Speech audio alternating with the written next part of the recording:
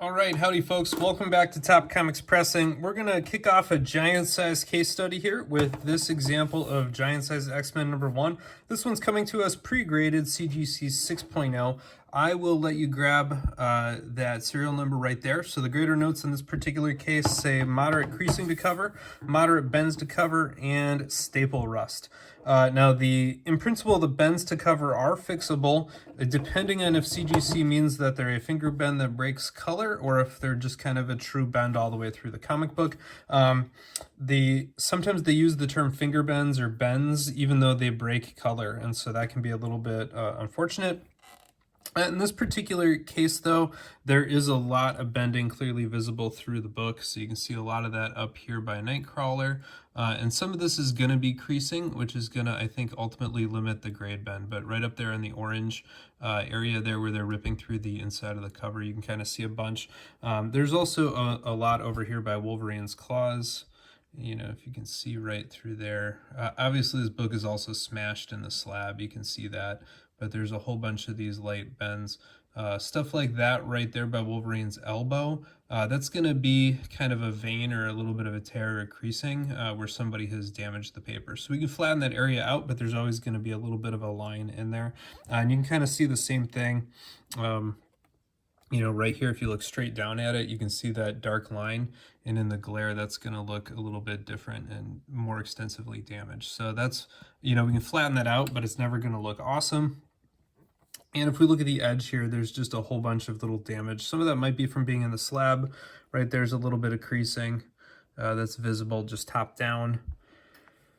Again, it's always unfortunate when this happens because it's unclear to me if that happened as part of being encapsulated. And you can see there's a pretty big gap in there. And so that's actually going to be our widest area to get through this one. If we flip it on over, again, you can really kind of see the damage of that overhang up top. As well as down here on the inner side there. The area that I'm the most worried about, there's two things I want to point out over here, one of which is the little dark spot. So it said staple rust in the grader notes, and it's for sure going to be here. That's going to be staple rust migration. So when we open this up, it's going to look gross down there, would be my guess. And right in here is a big kind of V-shaped, what I'm hoping is not a real crease, but is more of a light bend on there. If you can see that as I roll it around here, right there, you can kind of see it in the glare.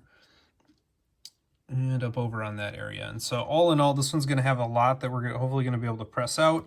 These giant size issues, I've said it before, you know, you never get the area around the staples to be perfectly flat. So a lot of this distortion, particularly between the staple and the spine, is never really going to flatten out all of the way. It's just because that staple is going to stick up further, and your options are either to jam the staple through the front cover, which obviously you don't want to do, or deal with the difference in height that generates kind of this weird distortion area around the staples. But hopefully we can make some of the area, particularly in here, a lot better, and we're going to dry clean up some stuff too. So there is fingerprinting right down there that you can see. Some of this is going to be light foxing. I don't think that we're going to, you can see there's a little bit of dirt right there. We're actually not going to whiten this one.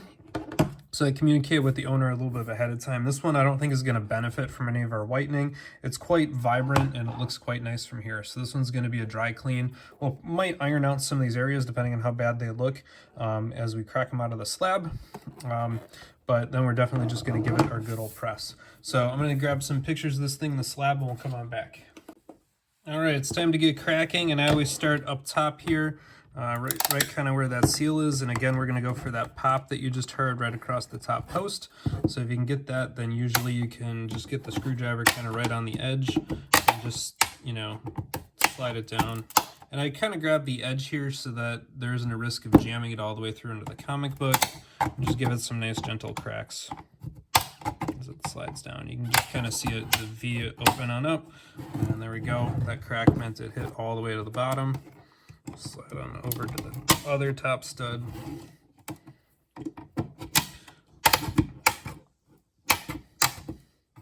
Just like falling off a log. All right, so there should be plenty of space. Whoop, pop the whole cover off through that. So didn't even have to touch the bottom. Okay, now looking at this one, I thought it was very, very, very tight up top. We don't want to try to razor blade through there and it's very, very, very tight down below. And so our biggest angle is actually going to be over here. The only thing I don't like about that is pulling a comic out from the open edge, particularly with all of this damage up here that you can see. And so in general, that makes me quite nervous. And so I'm actually going to go through the outer lip here, which is a lot more cutting on the razor blade. So typically I don't like to do that. And you can see how tight it is up here. And so we're going to have to do the top, the open side, and the bottom. Anywhere on the inside of where it's kind of sealed here. And start right on over on this side. And again, I'm going on the flat part here. I've got it, you know, the book is kind of sticking up out of me, and the front cover is all the way flat on the bottom. So that's why I'm deliberately cutting through on the back. Can't see that, you know, the book is coming back towards me, and so I'm going to put the flat face down and then cut on that open edge. We're going to have to cut, unfortunately, all the way down, and sometimes that means going through it twice. There we go.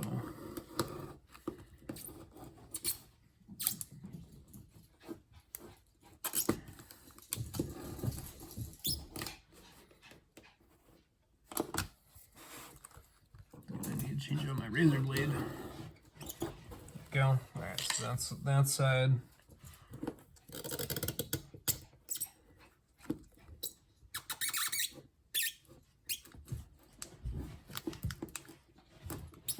Let's give this more operating space from the comic. We just have to undo it on. Actually, I'm going to flip this over. It feels quite dull.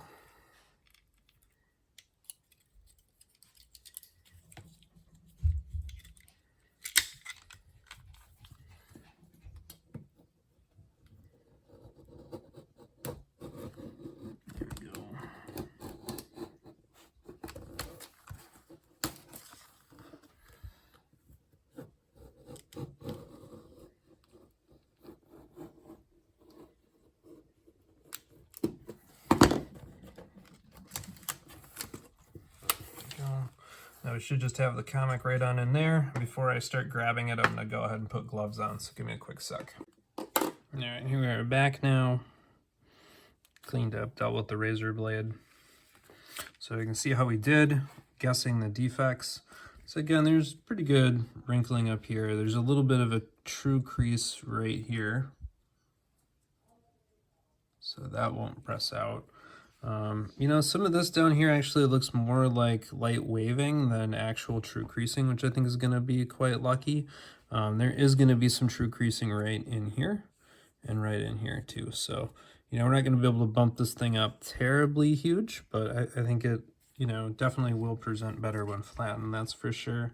And thankfully, I think most of what we're seeing down here by Wolverine is either light surface damage or some light finger bending.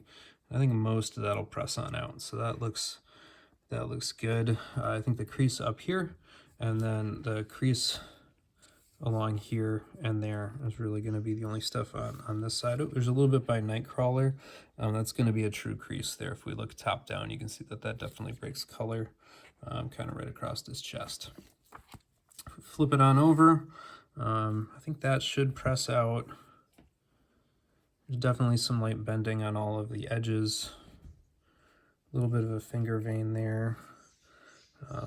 This is the area where I think I'm going to end up trying to iron, is this bigger diagonal crease right there. I don't think that actually creases all the way across. So we're going to want to make sure that gets as flattened as possible. And you definitely can see that there's a little bit on this marble where it's been impacted and squished. That hopefully will look a little bit better after the press. But I'm hesitant always to take a tacking iron. You can gently massage and melt that down. I might do that a little bit, but that always makes me a little nervous. If we open this on up, let's see there, yeah, we've got pretty extensive oxidation to the top staple. We'll dry clean that, and you can see it with some migration on the bottom as predicted from those spots that came through the back cover. And again, we can dry clean that out, but we're not going to monkey with them worse than that. And we can dry clean that area as well as some of the tarnish up top. So I'm just going to take the eraser to it and then blow that out. All right, so I'm going to get some pictures of this under some bright light and from an angle, and then we'll come on back and start our dry clean. All right, we can go ahead and get dry cleaning on here on the giant size. Now, with all the damage along the edge here, one of the tricks I like to do is take a backer board and just put that underneath the front cover so that you don't have to worry about catching the edge and you've got something there to support it. And I'm just going to start right up here in the white and do the perimeter, as there is some dirt up here. Of course, I'm just using my eraser pen. If you go to the channel content and you search dry cleaning supplies, there's a separate video that explains all of the stuff I'm using here. And I'm just going to actually use my micro eraser to go inside Storm's cape. Just make sure we're getting as much as we can out of that up by our hair. In general, it looks quite good. Yeah, so I think that's all pretty good there. There was that little bit of a light fingerprint here on the edge, and again, you can touch the color with your eraser. If you do rub vigorously, you'll for sure take color off, and that's a problem. But if you just have a little bit of a light rub kind of horizontally or sideways across it, you can gently rub across color. The gloss is protecting the ink as long as you don't rub through it. I'm actually just going to try to deliberately unfold this a little bit to make sure I don't cause any further creasing. There we go. This is the biggest, ugliest fingerprint I found. It's coming off quite nice. There are some more sophisticated tools to remove fingerprints, including Comic Clean. With James at Key Issue Collectibles, I've got a separate video on some uses of that, but one really good use is nasty fingerprints. I usually attempt the eraser first, as this is my first line. I probably do 95% of my dry cleaning just with the eraser. And it's quite powerful. It's slow, it's not fast, it's not super high throughput. And I think that's going to be everything down there. Now we started by the cape, just so I can get this out of the way here. I'm going to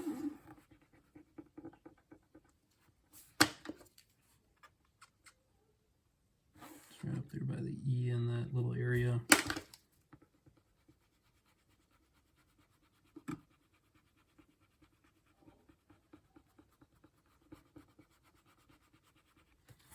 Alright, should be good on that. Just see if there's anything in the corner I want to get.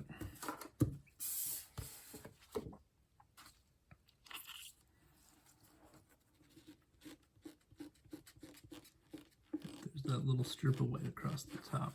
Alright, that should be everything up there. And let's just continue going kind of our clockwise around the bottom here. Just a little bit of what looks like surface damage. I'm going to go between the claws here with my micro eraser.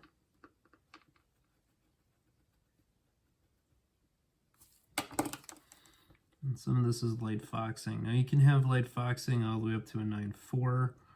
And there's really only a couple of small dabs of it here.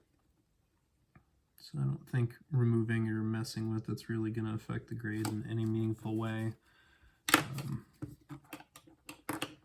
Could whiten it, but for a book that's already pretty bright for its age and doesn't really have anything that would benefit, to me it's all risk without a whole lot of reward. So I think that was a good call to probably skip the whitening on this one.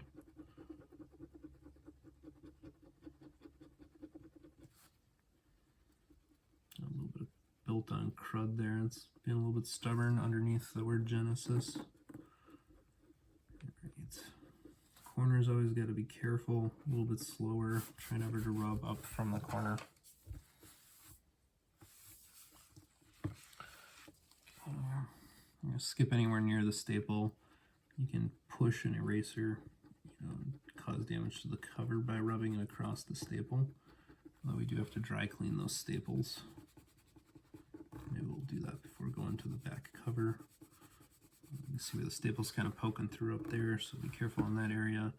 And now I'm going to clean my eraser off screen on the little piece of tape I've got on the desk.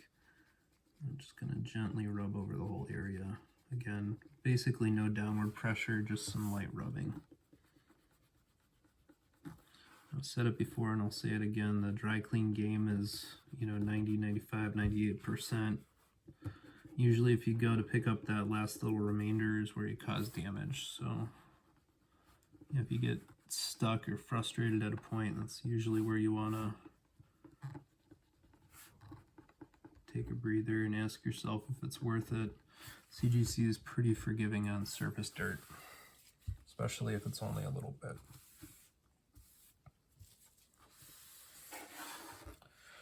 Okay, before I forget, let's go to those staples. Now, one thing with handling a comic book and dealing with anything on the interiors, there's always a risk you're going to stress the cover, and we obviously don't want to make it any worse. And so I have my handy dandy cotton rounds that I use for other purposes, but that roll is really conveniently about the right size to help support a cover. And so I'm going to put my big fat left finger under there, and I'm just going to rub some of that corrosion off. Not going to do any chemical treatments. I'm not going to do anything too crazy, but we've gotten those just with that little bit. If you remember what these looked like, you can go back to the video and rewind, or we can compare the top one to the bottom one. Just with a little bit of dry cleaning, that staple still has staple rust, but you can get all the way to a 9.4, and we got some of that shine back. Whereas if you look at the top one here, you can see it's fully tarnished and it has all that white crud built up on it. And so, we're just trying to make it look better. This book's not going to be a 9.8 book, and you can have a 9.4 with light staple rust. So there's no reason to get 100% of it and really beat it up. But with the micro eraser, that staple has the prong, and you can see the eraser stick out there. And so I'm rubbing it on the side, and then rubbing it on top. And so I'm trying to get the edges as well as the surface with the eraser to knock as much of that corrosion off. And it's kind of the white crud that I'm looking at knocking off. The really dark, ugly, orangish brown stuff we're going to leave.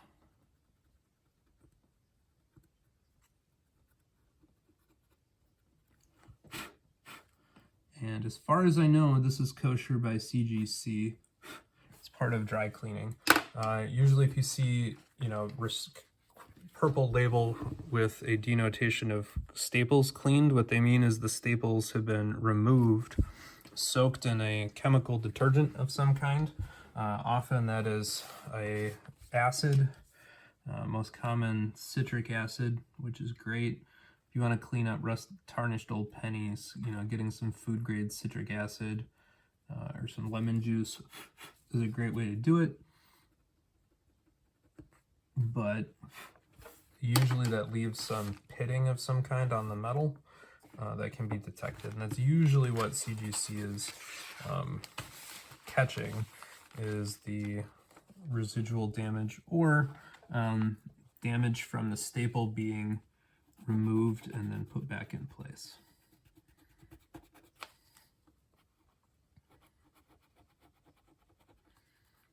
As far as I know, a staple dry cleaning like this is just fine. I used to have done this on many of books and never had any of them returned as any problem. But I don't take them out to do it. Try to be very, very careful with the eraser not to damage or rip the paper around the staple. Don't be too aggressive and rip a hole in the paper near the staple. I've seen other pressers post tips where you can take a little bit of a Teflon sheet and slide it under the staple to get a little bit of extra cleaning oomph, if you will. But again, if we compare the top and the bottom staple here, you can just see how white and corroded that bottom one is, and there's no shine or shimmer there. If we look at the top one, we've got light staple rust now, but we do have glinting metal in there, which is nice. So that's really all we're going for.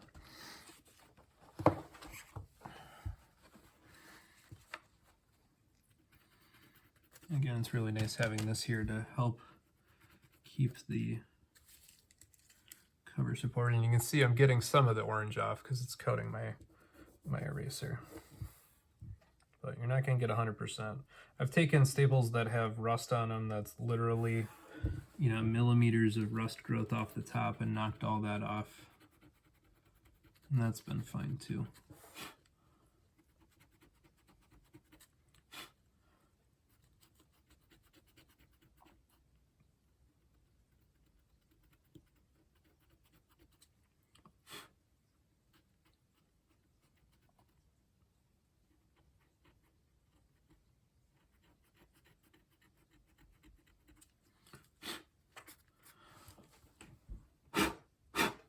See some of my little eraser bits in there. Try to knock those out.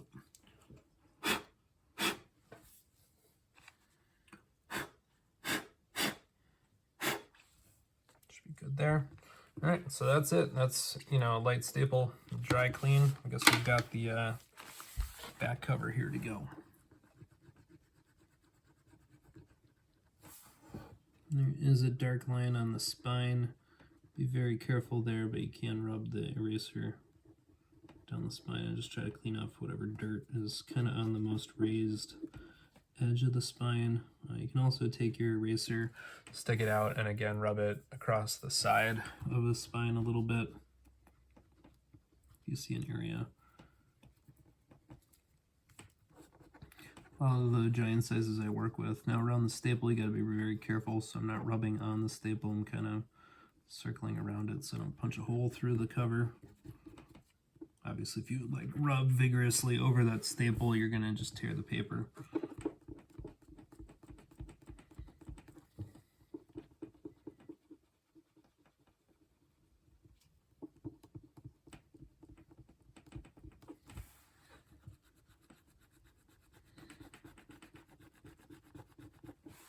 Again, I just splay my fingers, and I always keep the eraser between them as much as possible.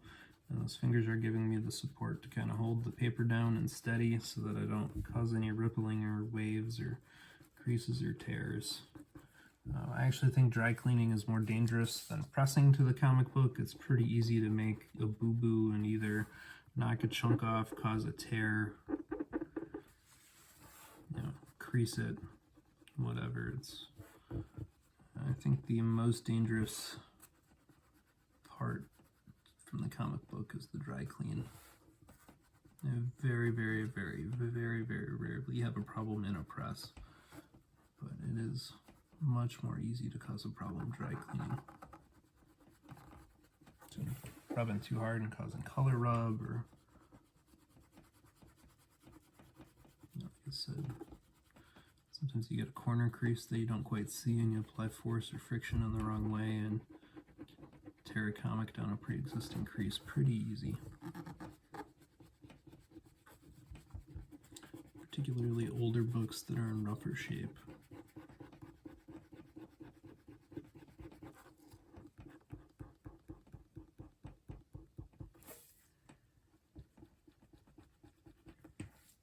There you go.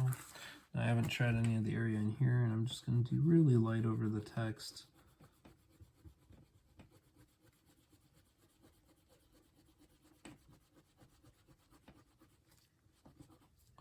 Some space in between these lines. Through the micro eraser. You can see some of the rust on the eraser, which obviously we want to avoid getting anywhere close to the comic book, so I'm just going to knock all that off.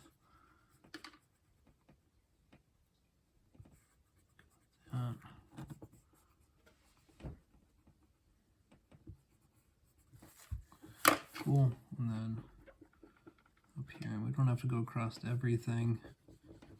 Usually just really light across text is fine. You have to be careful doing this with very early Silver Age marvels. They do not have the gloss that you want to be able to do that, so do not duplicate on very early marvels. All right, so I think that's it. We're just going to go in for our hydration and our press. You know, the details of how I press these square bounds is in another video featuring a fantastic, or sorry, a Silver Surfer, the first Mephisto issue. Forget if it's Silver Surfer number 3, number 2, number 3. I think it's number 3, but that's a separate issue. So you can check out that video just to see how I set up the press. We do a hydration in the humidity tank. I've got a separate video showing the kind of details of the humidification process. So check those out.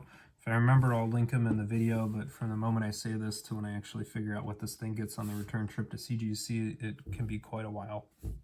And then I might not even post that right away. So you gotta be patient with me.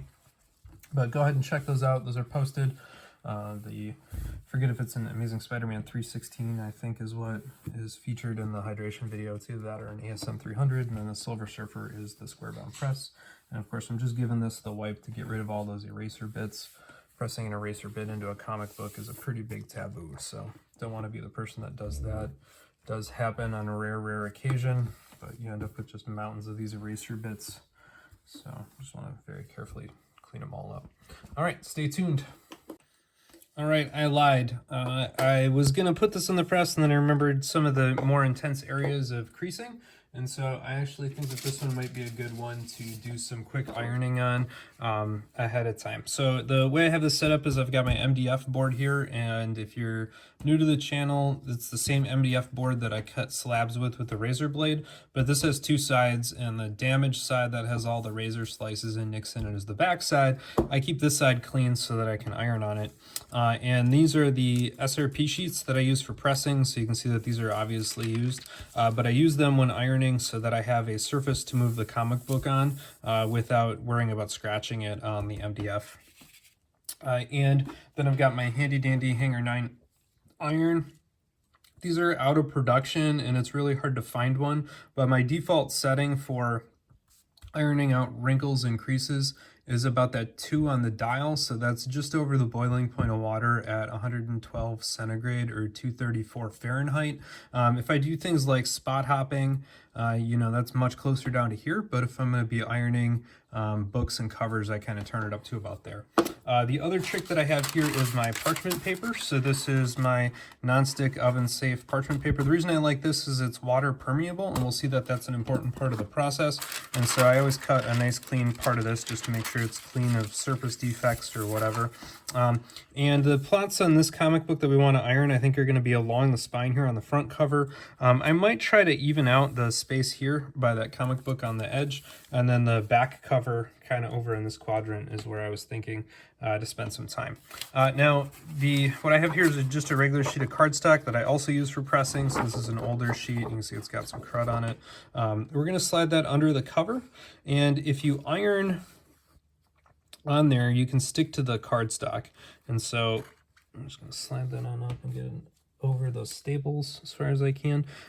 So what I usually do then is I'm going to put a sheet of my SRP paper under the cover as well. And that way I'm going to use the thicker, heavier cardstock kind of as my support to push against for a little bit of back pressure. And then I'm going to use the SRP here to protect it to make sure I don't stick the cover to that cardstock, because that would be mega sad face, right? So, and then what I'm going to do is worrying about ironing kind of the area over here. Pretty much everything from Colossus to Nightcrawler up to that first, I'm going to be careful not to iron over the staples. So that's going to be our area.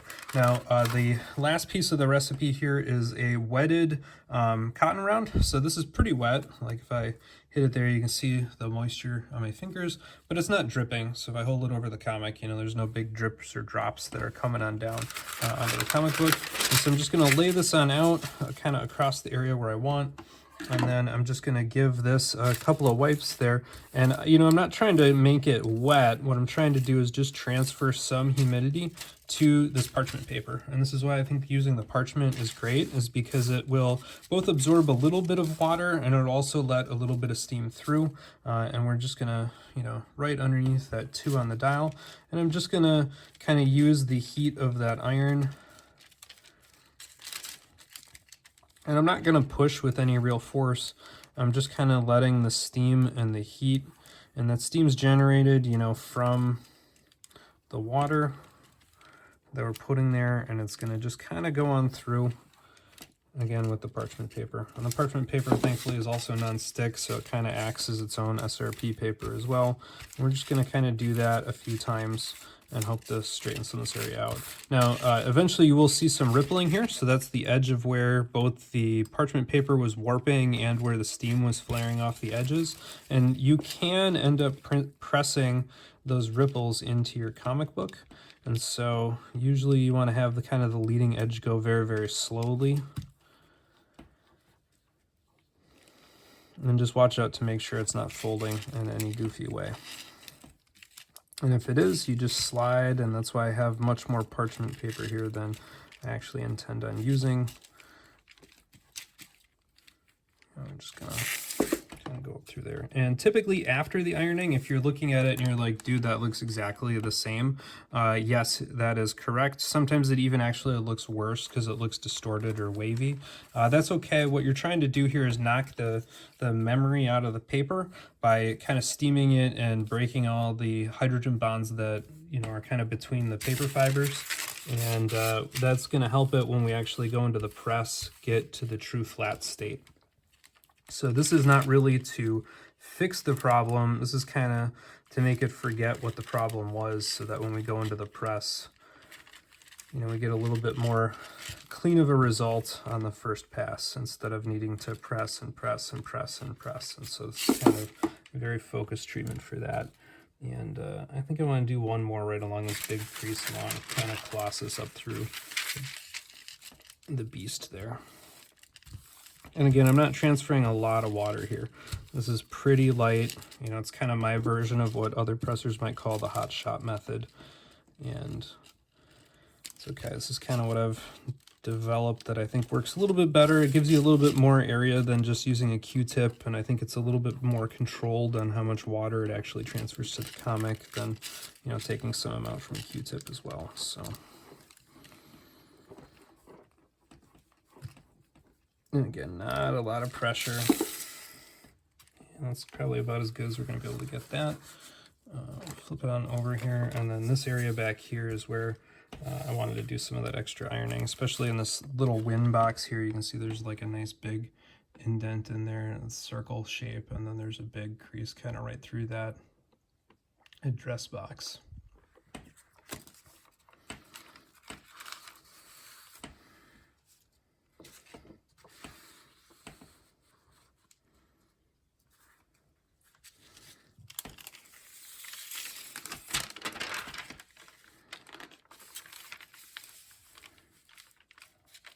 Go.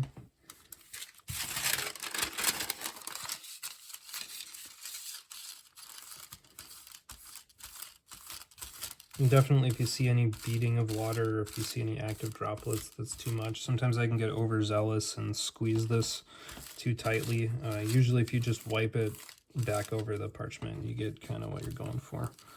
So I'm just gonna, certainly if you hear any snapping or crackling or hissing, that's too hot and too much. So definitely want to dial it back from there. Sometimes I'm a little bit okay with a very small amount of snapping and crackling and hissing, but that's only in the inside newsprint, which is much more forgiving than covers in terms of their material, and they don't have any gloss, and that interior newsprint is quite durable paper.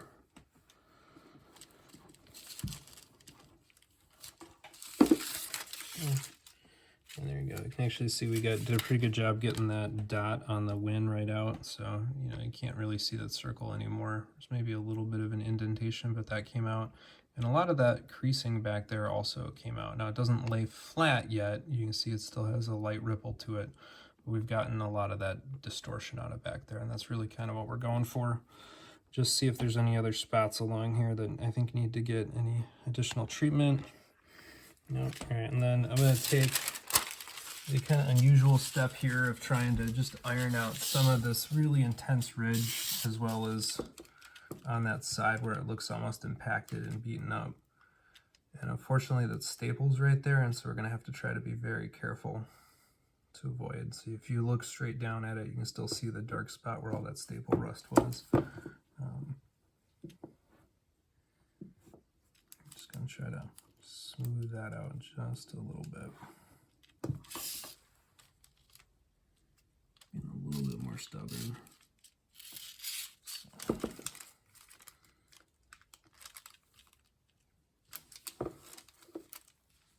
I have to turn up the heat a little bit on that part.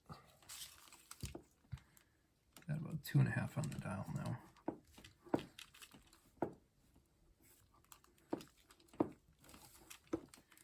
If you're very careful and incredibly patient, you can melt the glue and reform these spines, but that can be a multi-hour activity. It's not the kind of thing that's for the faint of heart. And I have successfully unjacked a couple of them. But generally it's better just to press them out, and you know, CGC's used to them looking like garbage because they're all manufactured that way. All right, I think that's about as forceful as I'm going to do anything there. Turn that back down. All right, now we're going in for the press for realsies this time.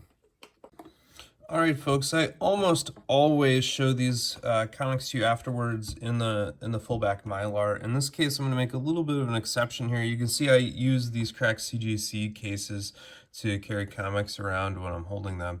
But what I wanted to show you was the difference between a pressable bend and creasing over here on this edge. This is where, you know, we had seen a lot of wrinkling, and we gave it a pretty good overall clean and press on that area, and you can still see what look like very fine scratches in the gloss.